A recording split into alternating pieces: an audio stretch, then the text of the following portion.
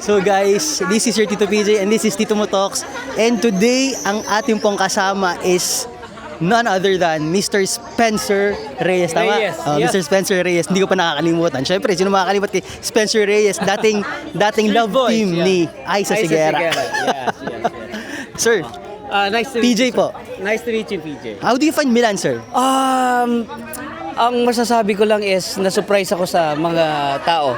Talaga? It's really warm, welcome talaga. Kaming dalawa ni Wawi, hindi ko na-expect na ganun karami ang pupunta. And I'm really happy. First time ko dito sa Milan. And it's friendly and, the respeto is there. So Spencer, hindi ka bago sa buhay OFW dahil Oh, no. nakikita ko yung mga post mo, reels mo about your job in Scotland Yeah.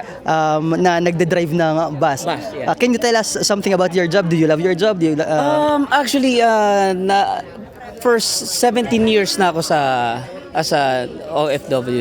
Siyempre, alam ko kung ano yung trabaho ng mga nasa iba-ibang country. bansa, Oo, kumbaga mahirap, pero we have to work and pay our bills. Ganun talaga ang buhay. Pero life goes on. Ganun lang talaga. Kasi naramdaman ko yan kung ano yung nararamdaman ng iba na naandito sa EU or saan man sulok ng mundo.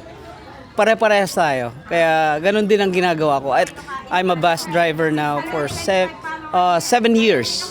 Pero before, I work as a healthcare bago pumunta sa UK. But I'm in the UK now for 17 years. Matagal na. so congrats for your very successful event today. Salamat. Oh. I heard talagang parang box office, hindi lang box office ata yun, talagang hanggang labas ata ang tao. Oo, grabe. Dinugsa talaga. Hindi ko ina-expect na si Wawi ang tumawag sa akin. And then sabi niya, bro, first time na tayo magkikita for almost a decade.